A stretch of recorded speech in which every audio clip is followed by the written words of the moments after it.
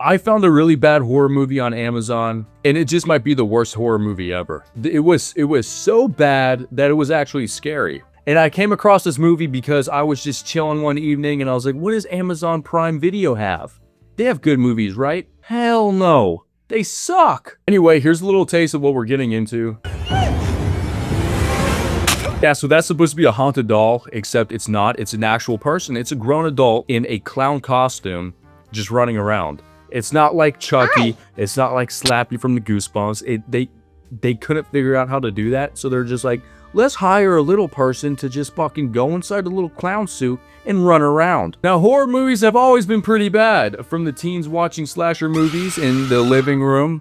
Did they watch slasher movies in the 80s in the living room? I don't know. Yeah, I think so. The 80s, they had TVs in the 80s. Yeah, they had TVs in the 80s. What the fuck am I talking about? Why am I talking about living rooms? I don't know. Anyway, what I'm trying to say is horror movies have and always will provide a great source of entertainment and fun memories. And today we are taking a dive into one of the worst horror movies I have found on Amazon Video Prime. The movie starts with a scene of an older ragged man and a younger lady in what looks like a BDSM dungeon, carrying the clown doll. And the movie never talks about the scene again. They're just these two actors. You have the young lady, you have the ragged man. Never ever in the movie are they seen again, and never is this BDSM dungeon seen again. Why are they in a dungeon? What's going on? The Christian Grey, is that you? I want to share my life with you. Anyway, the lady throws the doll in a human-sized cage, and we all know what that's for. Pet play! Roof, roof. Then the older man starts tossing gas on it, and it's pretty funny. And as he's doing that, the younger lady, she's just watching. She doesn't really care what's going on until he takes out a lighter to catch it on fire. And all of a sudden, she starts freaking out. Stop, stop, what are you doing? Don't destroy it. No one's gonna believe us. People won't believe our story. They won't believe our story. They won't think it. They're gonna think it's us. They won't think it's this. Why do you think he was tossing gas on it? Just for fun? You didn't think he was gonna catch it on fire before? Why didn't you freak out sooner? Strike number one. The old guy then says this. I don't fucking care anymore. He doesn't care anymore. His phone ends up ringing, and it is his wife calling him, so he steps outside to answer it, leaving the young lady all alone with the clown doll. Then the doll gets up while he's in the cage, and you can just see it's a person inside a clown suit. So the girl freaks out, and she starts screaming, it's moving, and she looks away.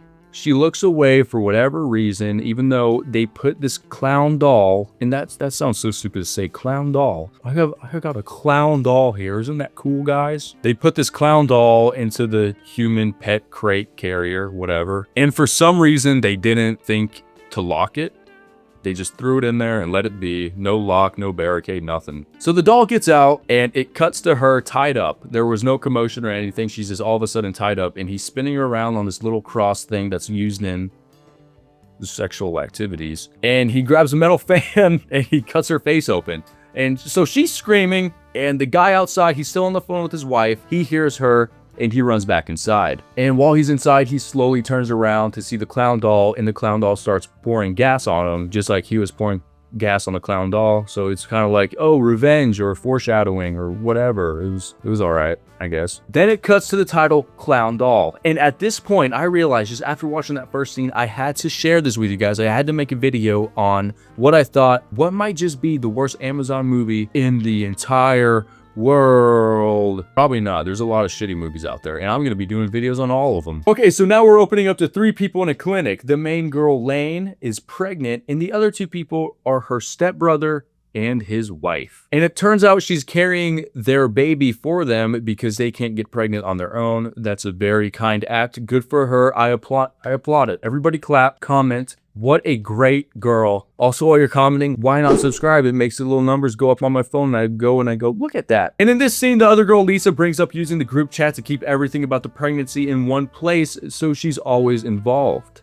And this scene shows how much tension is between Lane, the main character, and the stepbrother's wife, Lisa, how they kind of like butt heads. Hey, baby. Except they don't really do that throughout the movie, and it's never touched upon again. So it was just this useless subplot that shouldn't have been included in the first place. If you're going to include something like that, you got to develop it. You can't just, in my personal opinion, You can't just put it out there and then let it fucking dry out.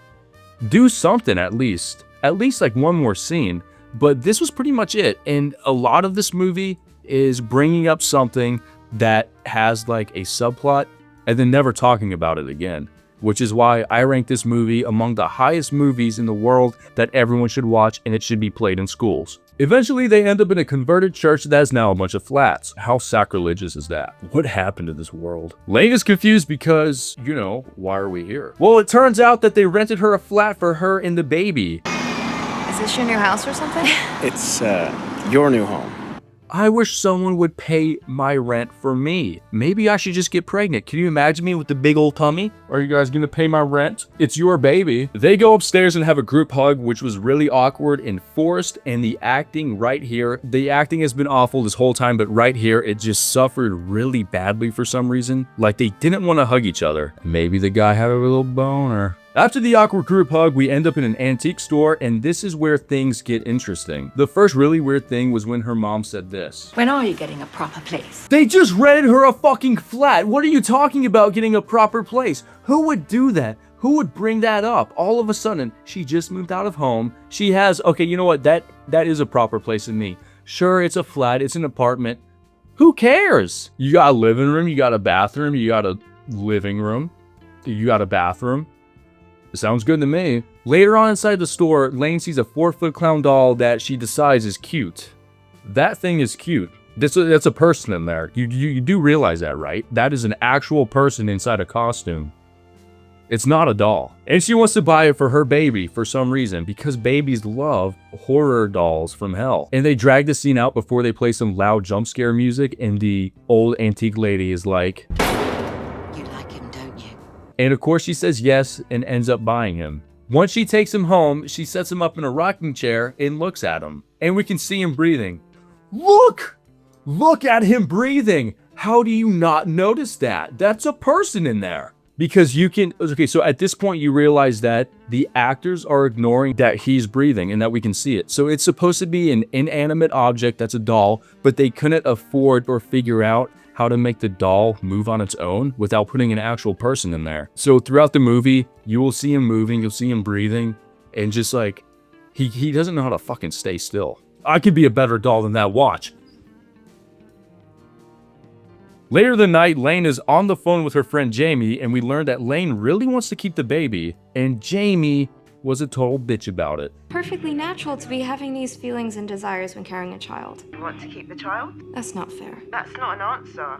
Lane ends up getting another call from her ex-boyfriend Daniel, who the characters talk about from time to time, but he never shows up and he contributes nothing. So again, here's another subplot like I was talking about earlier, where they bring up a character or bring up a situation and it offers nothing. There's no development whatsoever. But then later, she gets another call, and this one is really weird.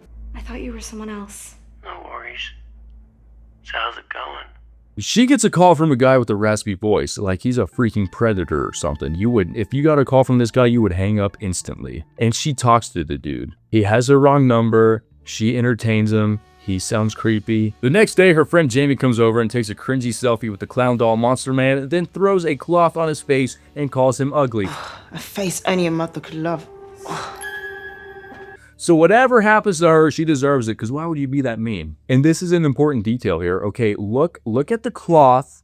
Look at the floor when the cloth drops. See how there's nothing on the floor? Just remember that, okay? Later that day, while Lane is out talking to her stepbrother, Jamie returns to the house because she lost her phone. And the phone was under the cloth. When did she even lose her phone? Like, there was no scene where she lost her phone or anything. It was just like, oh, I lost my phone. I gotta go back and look for it. Anyway, she finds her phone upstairs and it's underneath the cloth, even though there was nothing under the cloth. And whenever she turns around, the clown doll is at the top of the stairs.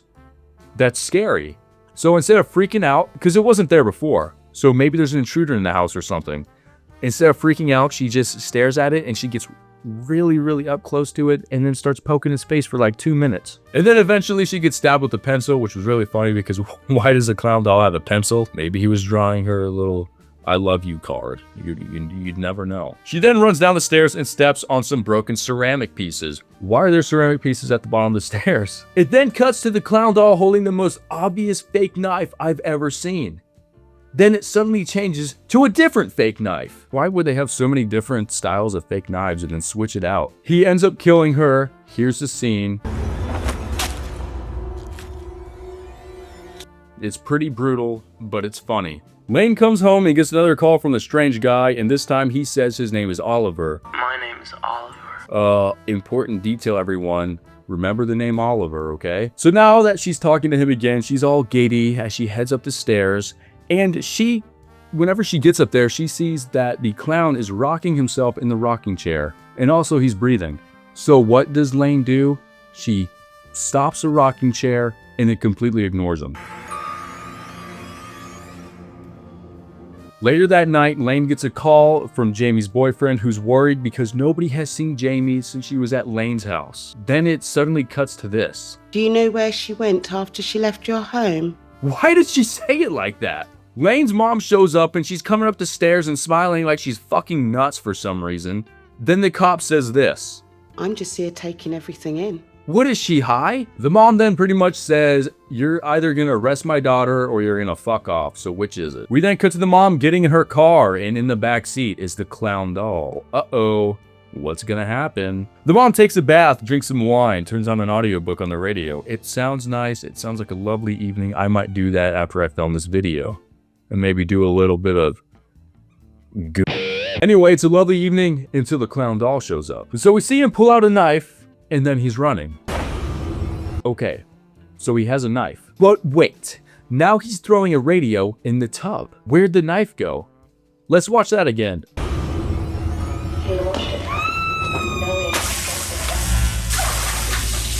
Beats me.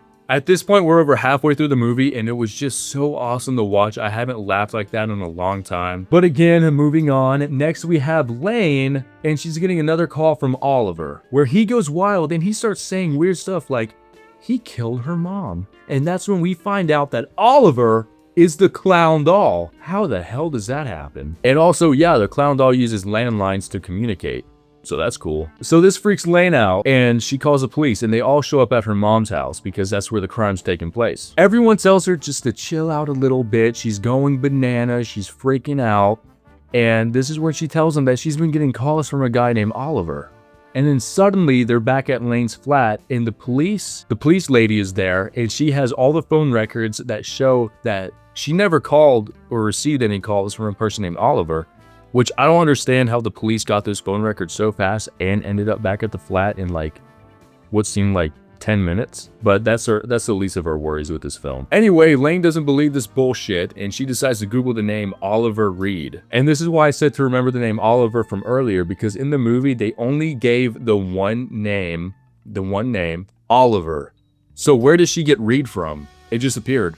Anyway, she Googles Oliver Reed, and it turns out he was a serial killer that died in 2001. The clown doll is possessed by a criminal. It's a Chucky ripoff. It's a Chucky, I don't even know.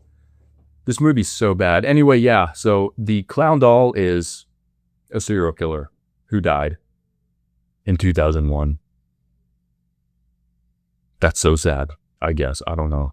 He strangled women, so. But he also doesn't strangle anybody. As a clown doll, he just stabs them or throws a radio in the bath. Again, this movie, one of the best movies in the world. We then learn that Lane has a pill problem from the past, and her stepbro found the pills. So now they think that she really is going bananas like earlier. Lisa ends up staying overnight with Lane to keep an eye on her because she's been acting a little cuckoo. And then later in the night, Lane reveals to Lisa that she's having a baby girl, and they get all emotional. Also, earlier in the movie, she found out that she was having a baby girl and she kept it from them because it was like, you know, she's giving birth to it, she's growing it, she's like, this is my baby. And again, another subplot that doesn't go anywhere, so who cares? And the baby girl detail is really important, so also remember that. At this point, Lane gets another call from Oliver, and while she's on the phone with him, Lisa goes and tries to listen on the other line. But there's no one there. And because Lane is freaking out, Lisa ends up giving her a sleeping pill to help her go to sleep. No issue with that, except that Lane's pregnant. Why are you giving her prescription sleeping pills if she's pregnant? I don't think they're supposed to have that. I mean, I don't know, but common sense would say You might want to stay away from that. We then get to a scene where Lisa is upstairs on the phone with her man. And as her back is turned and she's talking on the phone, the clown doll slips the same sleeping pill that she just gave Lane into her drink. Okay? And then Lisa goes and she chugs that shit like she's at a college party or an alcoholic, whichever way you want to go. And she goes to toss the clown doll outside. Don't touch the clown doll. That's not yours. That's not your property. As she walks back inside, she starts losing the ability to walk from the sleeping pill. The same one she just gave a pregnant woman is causing her to lose the ability to walk. A couple of seconds later, the sleeping pill really kicks in, and now she's completely paralyzed. Was she trying to kill the baby? Why would she give that strong of a sleeping pill to a pregnant woman? She's literally paralyzed now. Anyway, the clown doll comes up, ties a rope around her, and pushes her over the ledge. The next morning, Lane wakes up and her stepbrother's at the door, wondering where Lisa is. Of course, Lane has no idea, so she lets her stepbro in. And he's walking around the house trying to figure out where could she be.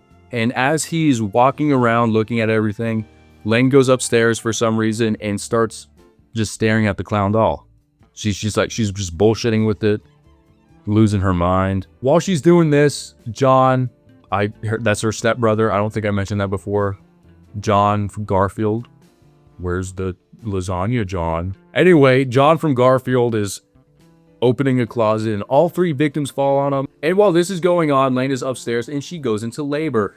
It's Labor Day! Come on down to Macy's and get a Labor Day sale or something. John. Lane calls for John from Garfield as she's upstairs holding a knife. He runs up and sees that she's holding a knife and takes it away from her. And while his back is turned, the clown doll freaking kills him. He's gone. He is dead. Goodbye, John. Lane then ends up giving birth to her baby girl. But wait, the police show up and they see all the bodies downstairs and Lane sitting on the stairwell. But when they go up and they see the baby, it's a baby boy. It's a baby boy!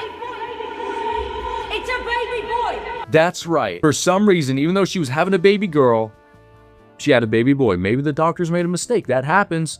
Believe it or not, that happens. Go ahead and Google it. I'll wait. Anyway, she was supposed to have a girl, and I think this is the movie's way of saying that the clown doll spirit kind of like passed on to her offspring, and now the son, the baby girl became a boy, and now it's a clown doll or something. I don't fucking know. Is there going to be a sequel to this? I hope not. I hope they just end it here because that was one of the worst movies I've ever seen, and again, they should play it in schools.